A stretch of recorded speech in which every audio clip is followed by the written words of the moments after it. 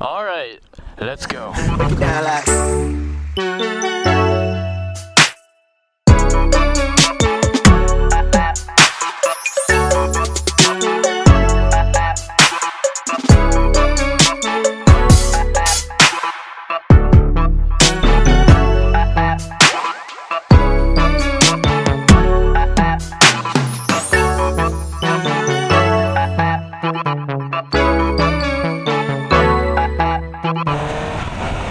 What's up, guys? This is Duda on a very belated motovlog.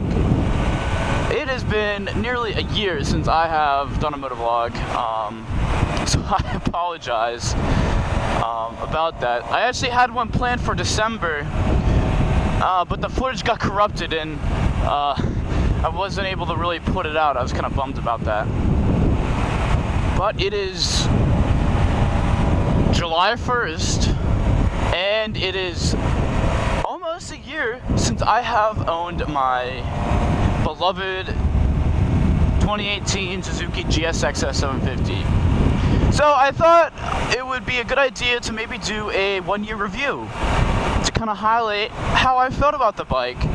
As you look at the tach right there, I have done nearly 4,300 miles on the bike, so not a huge amount of miles for the first year, but enough that you can tell that I love this bike and I try to ride whenever I can, considering I've been at school. So if you guys can notice, I've done a few mods, and I'll do a walk around a little bit later to kind of show you what all I've done to it.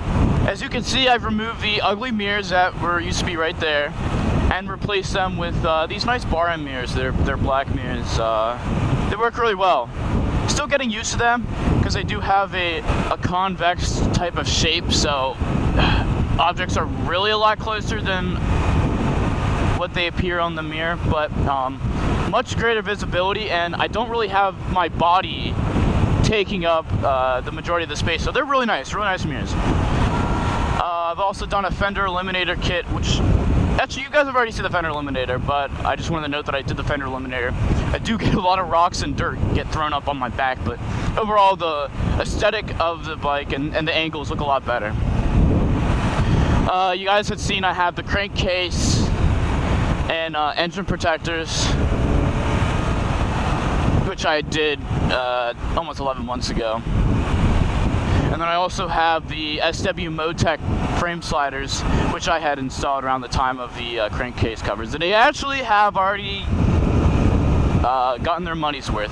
I dropped the bike nearly a month ago. I locked up the front brake, actually shifted in the first gear, and a huge torque jump. I let out the clutch a lot earlier than I wanted to. And I grabbed the front brake by my hand kind of got stuck in between here, and I accidentally did a huge acceleration in first gear, 25 miles an hour, and slammed on the front brake, did a stoppie, went back down, but lost my footing and fell on the right side of my bike, and all of the weight was pretty much taken on the frame slider. The only other issue was that it also went on the exhaust, and so my exhaust hanger is broken, so I have a bunch of zip ties. Stainless steel zip ties holding the entire exhaust to the remains of the exhaust hanger. Anyway, that was the small incident that happened. And you can't really see right now, I'll show you guys a little bit later, but I put blue Suzuki OEM rim decals on the bike, and they look really, really snazzy. They really go with the bike. And it actually matches the same graphic that's on the tail here, right behind me. That's about it. That's pretty much all I done with the bike. I do plan to put on a Yoshimura Alpha T exhaust whenever financially I can afford it. And I may get a visor that I actually put in the front, because after I took away the mirrors, I didn't realize that the mirrors actually provided a little bit of wind braking support. I didn't really realize that, and so I feel a lot more wind on my shoulders now, which isn't too big of a deal. My visibility is absolutely great. It's like I have nothing in front of me.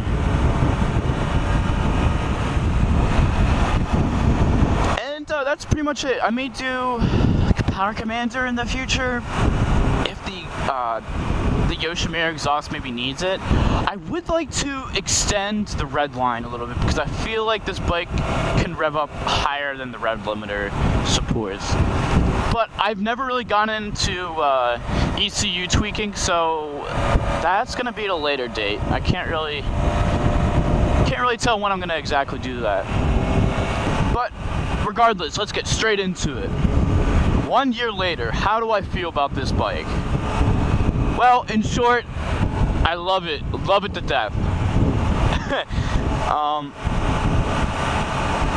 I actually had a chance to test ride a bunch of bikes a few weeks ago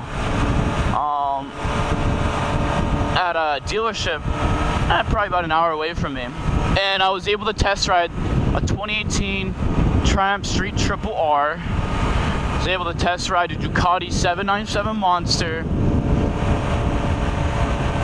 a 2018 Ducati Super Sport S, and then also a 2018 Kawasaki 650Z.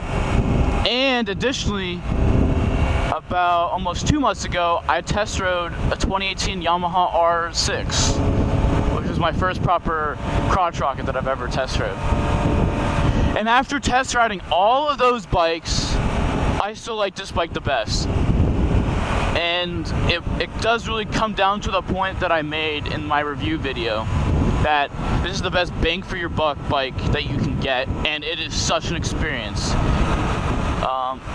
It has a Gixxer engine, and it's under, I got it for a little under $8,000.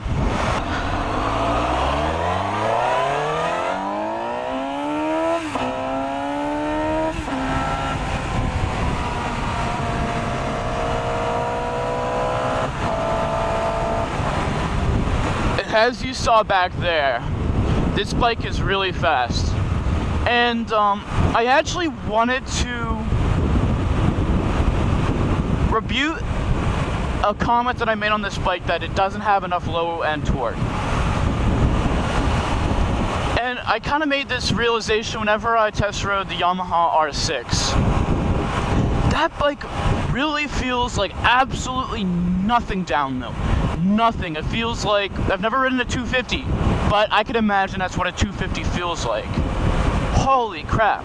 Like, you pin the throttle and nothing, and then this bike.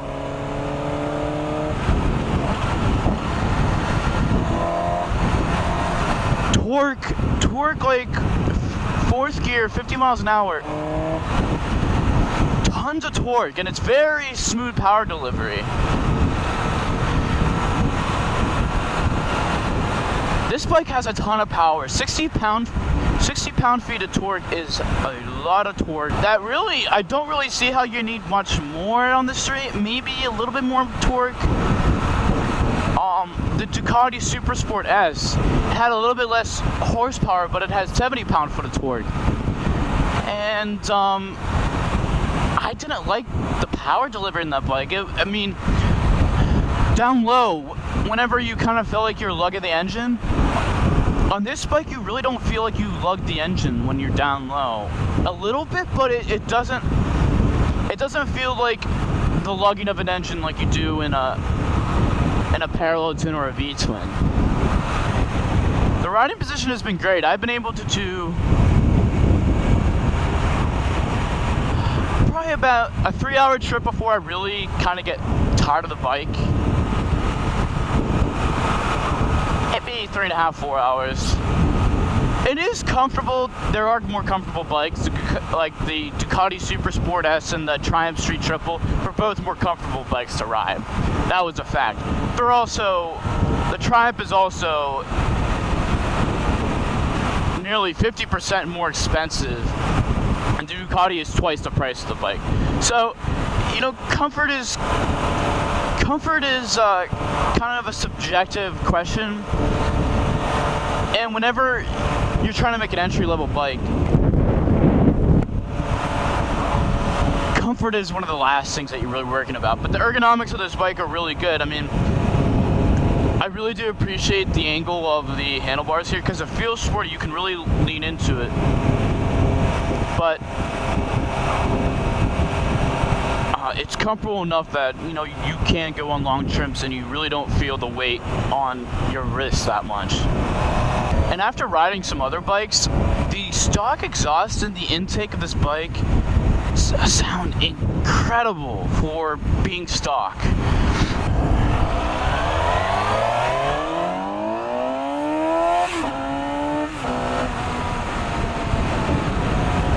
After owning it for a year, I feel much more comfortable on it than I did before. Corners just feel much more natural.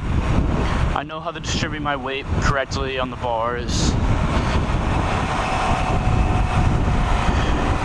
I really have this bike figured out,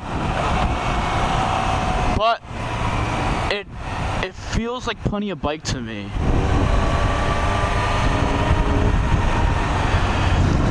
If it had more power, I feel like I wouldn't be able to use it like I can on this bike. On the topic of gas, this bike gets pretty good gas mileage. Whenever I've gone on some casual trips with my mom, I've been able to get about 50-55 miles per gallon, being relatively conservative on the engine. But if I'm even when I'm pushing it, I'm still getting about 40-45 miles per gallon. You know, I hate whenever people pull up to the gas station and they don't even fucking fill up their... Alright.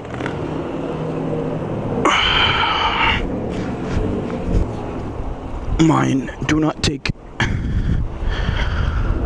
Alright.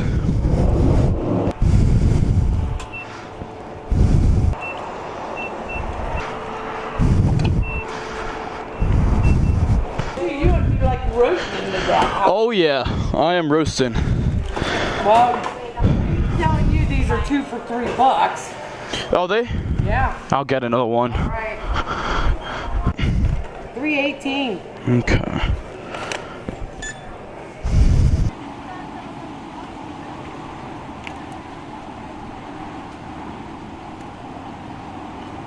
This video is not sponsored by Gatorade. Although, if you want to sponsor me, Gary, hit me up. Alright, so let me do a quick walk around. Show you all that I've done. So you can see here, took off the ugly mirrors here, put on these bar ends. They're nice, they move around.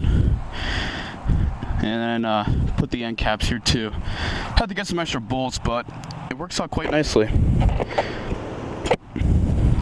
And you can see that I put the rim decals there and there. I think that looks pretty nice. It matches this blue right here, which is nice. Okay, let's get out of here. God, it is freaking hot this week. It's in the 90s for like the next 4 days. So it's the price I pay for wearing full gear.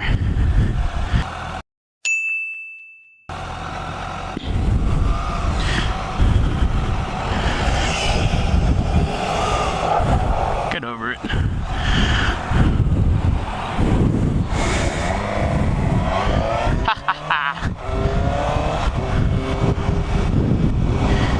It is so hot. I'm sorry. You're in a nice lifted truck. Deal with it.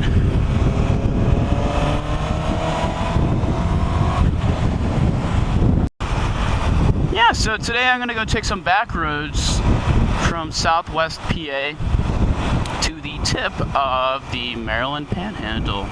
I'm going to check out this place called Savage Brothers State Park,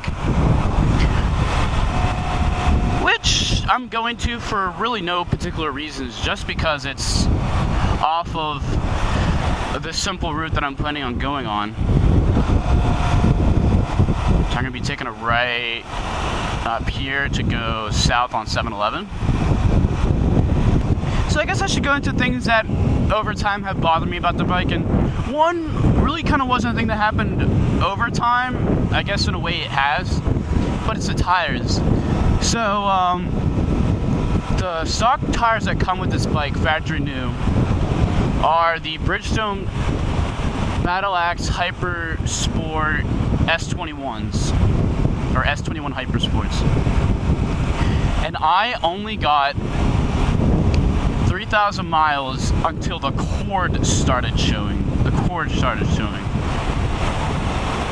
And I was pretty disappointed. I thought that I was going to get around 4,000 miles.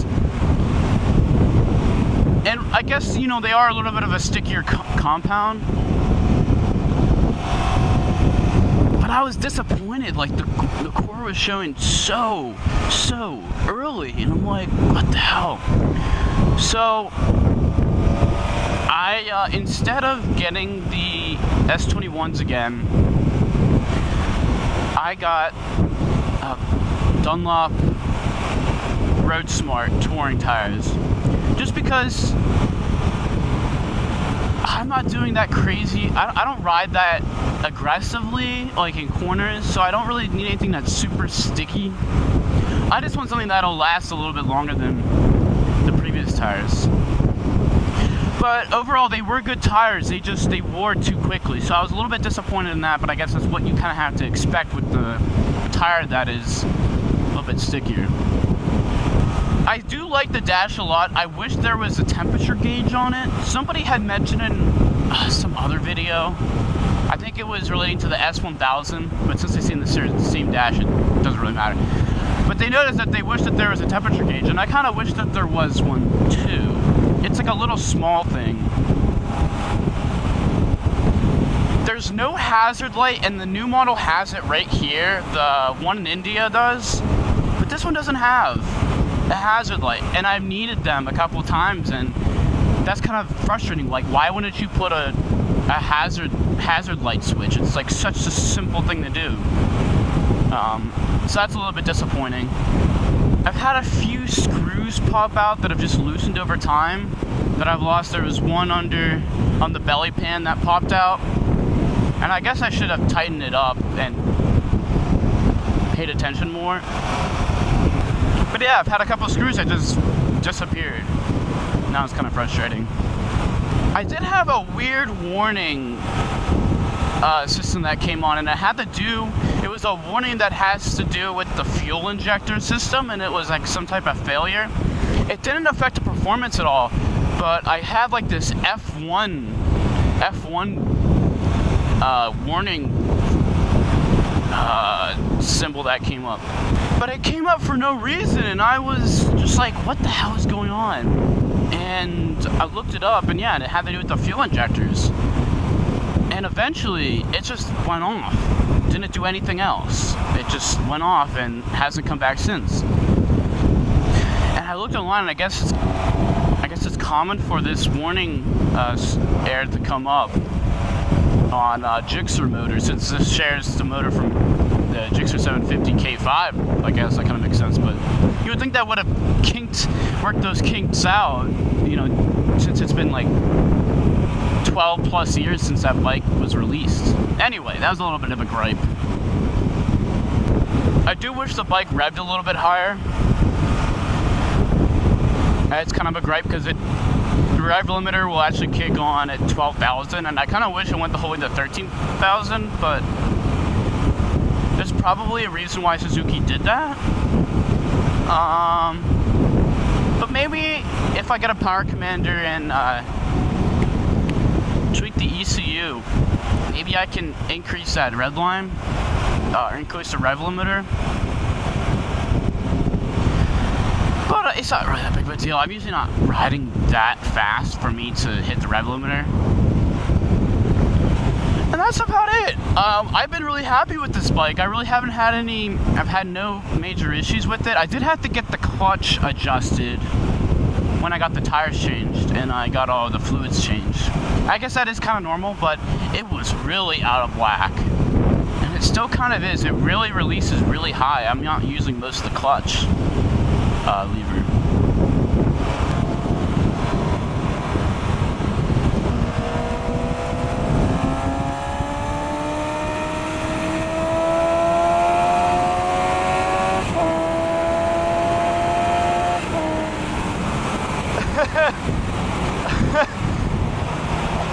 But yeah, it's a ton of fun.